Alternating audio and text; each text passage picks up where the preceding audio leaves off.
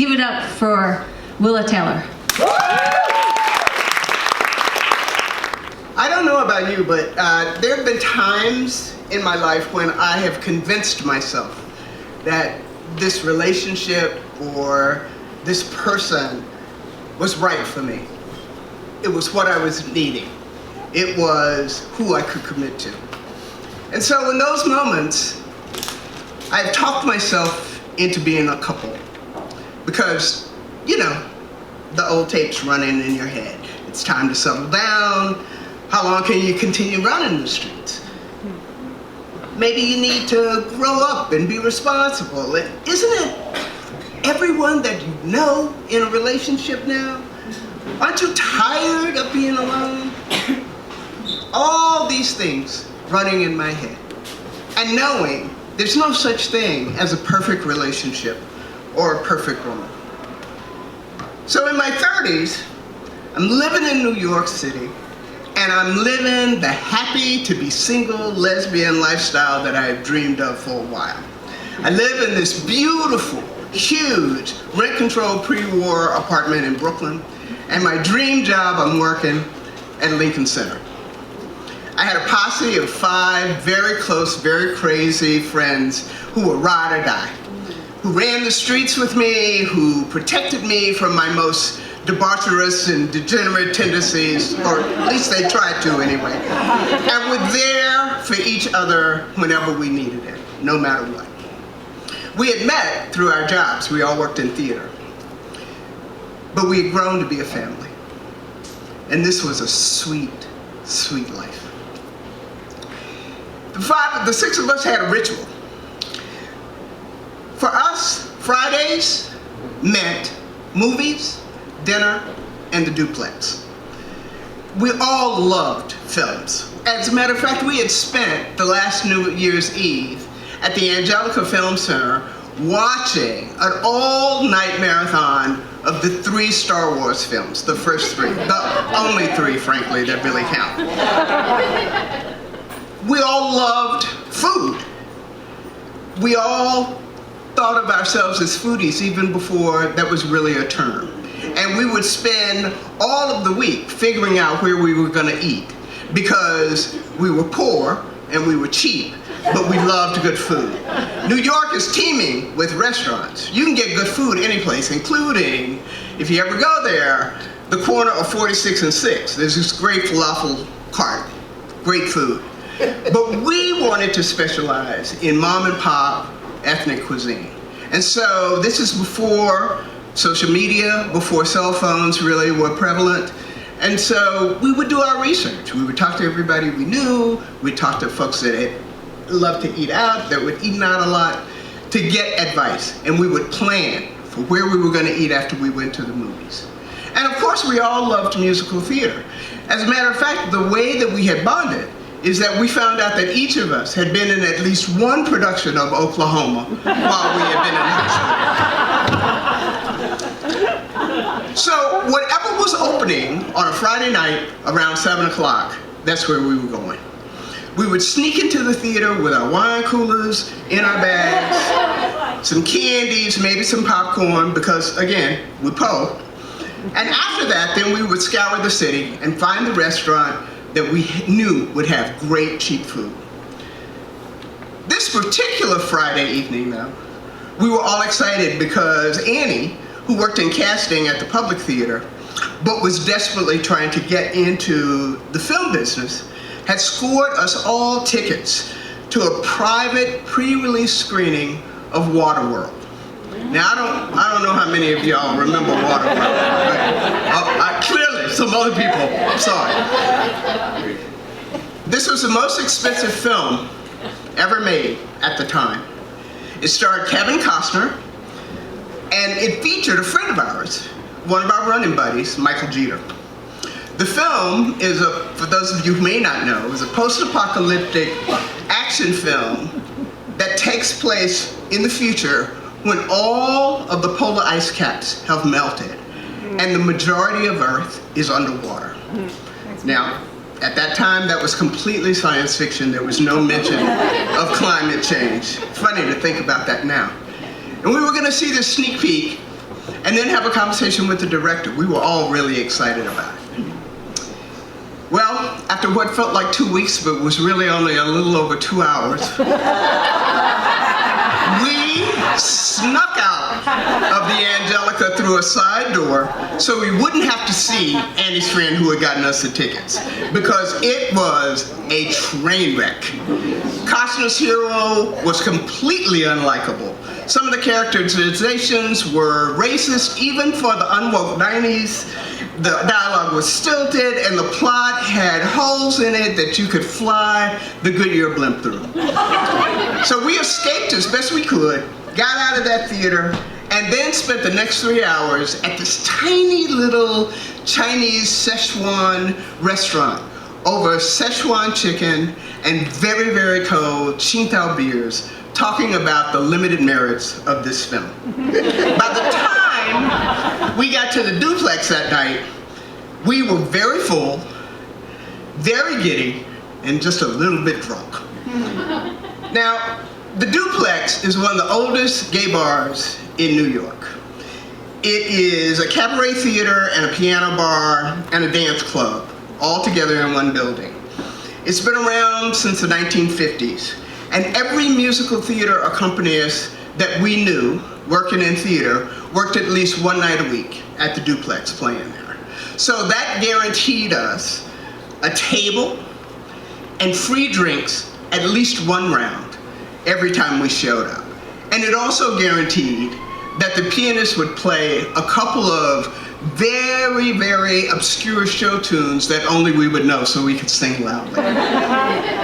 We stumbled up the stairs, and Marty, who worked the front of house at the Public, was on the door. He led us in to our usual table, got us seats right next to the piano. And as expected, Doug, who we knew, of course, was on the piano that night. He acknowledged us as we got settled with a little tingling between the songs, and we ordered some drinks. As we waited, I noticed that there was a woman at the bar that I had seen there several times before on Friday nights. She was always alone. She never really sang when everybody was singing. She just sat and sort of watched everybody. So we're feeling good, we're feeling generous, we're feeling a little boisterous, and so I go over and I invite her to come sit with us. Her name is Lisa. She was a third-year law student at John Jay College, and she was getting ready for the bar exam. And she said that she usually stopped by the duplex on Friday nights after pounding the books at the library because she wanted to remember why she was studying so hard. She wanted to be a civil rights lawyer, and she wanted to fight for rights for queers like us. She wanted us to have equal protections and equal freedoms. And maybe someday in the future, we might even be able to get married. So before taking the train back to the Bronx where she lived, she always wanted to come to the duplex where people seemed so happy and so free, to remind herself and get refueled for the work she had to do to come. She told us all of this, to all of us in the group, but her gaze stayed on me. She was pretty in that very femme, very blonde kind of way, and I was feeling very flirty that night because I had had a lot to drink. As the night wore on and the singing became even more enthusiastic, Lisa and I snuck downstairs to smoke and talk without having to shout. She was funny and playful, touching my arm every time she laughed. That kind of laugh that tickles, you know, like champagne bubbles. She told me about her breakup after 6 years, about how hard it was to be an older student at the law school, about her 2 dogs, Coco and Roulette, and about her beloved grandmother and her undying love for the New York Mets. I shared about the joy and the perks of working at Lincoln Center. I talked about what it was like living with Dean, who never made his bed and didn't believe in a vacuum. And I talked about Annie's hustle, her 24/7 side hustle, trying to get into the film industry. And my unrequited love for the Yankees. By the time we got back upstairs, it was way past 2 o'clock. Talvin was nowhere to be found, Annie and Angela had gone home, and Dean was deep in conversation with the bartender. That kind of conversation that I knew meant that I would be going home alone that night. Lisa startled when she realized how late it was, and so I paid the tab, and I walked her outside to put her in a cab. My subway stop was just around the corner, and it was only 2 stops from the bar. It was so nice to meet you, and so nice of you to invite me over to sit with your friends. I really like them. She was standing so close to me that she could whisper over the sounds of the New York village nightlife din. She smelled of gardenias, and when she kissed me tenderly, softly on the lips, my knees buckled. When the cab came, we both got in. Lisa and I saw each other quite a bit over the next several months, both with my posse, but mostly alone. A lot of our time was spent at her place. I mean, she needed to look after the dogs, and she had to study, and it was no problem for me to try to help out by cooking and making dinner. Besides, I was always happy to just sit on the couch, relax, watch TV when she got too tired to go out, which was most nights. A few months after Lisa and I had started seeing each other, Angela, Eddie, and Talvin dropped over unexpectedly at our place with Cuban food from my favorite restaurant. It didn't take long for Talvin, brutally honest and too direct, to expose why they were here. We don't like her. The 4 of them feigned astonishment that he would say that, as if they hadn't really discussed this behind my back. What's going on with you two anyway? Are you serious? Annie queried. I was incensed. I was enraged. First of all, they had only seen Lisa a couple of times with me, and this felt particularly judgy even for us.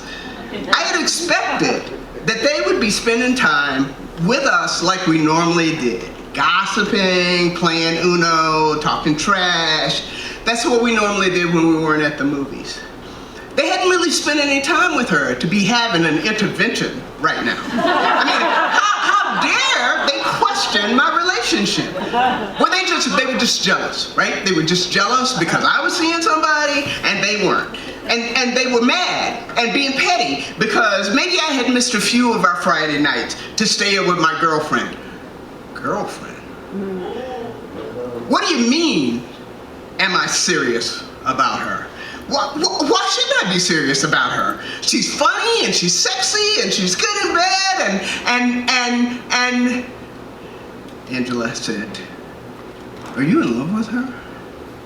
In that tone that she would always deploy when one of us was being a little delusional. And there it was. The question that I had been dismissing and avoiding all this time. I didn't know how to answer. I mean, I guess I loved her. I mean, I had spent weeknights and weekends with her grandmother watching the Mets games. Her dogs loved me. And wasn't it about time that I was in love with somebody? I mean, I'm in my mid-30s. Not exactly a baby diapling, and the lesbian scene was just getting younger and younger and younger. I mean, how much longer could I really spend running the streets? Wasn't it time for me to settle down and be responsible? Wasn't I tired of being alone? You need to be really careful, honey, Dean warned. All of that Virginia twang coming out in this exhortation. She's already been telling people that y'all a couple. Marty said he heard her tell Doug the other night when he was playing at the club. As a matter of fact, that was the last time you were there. And you brought her. I stammered. I was too stunned to talk and too confused to even sort out exactly what my real feelings were. There had been moments, like when she asked me to go grocery shopping for her grandmother, that I thought, well, this feels a little coupley. But I just brushed it off, right? Lisa had a lot going on. I mean, she was studying, she had dogs, she had a grandmother to take care of. And isn't this what friends do for one another? Take care of each other this way? And there had been a couple of weeks when I had suggested that I was just going to go hang out with Dean and them, and she had convinced me to do something else alone with her. But I got to get some air. I grabbed my jacket, I grabbed my keys, and I stormed out of the apartment. As I walked around the neighborhood, I wondered if maybe I hadn't been leading Lisa on to think that this was a relationship.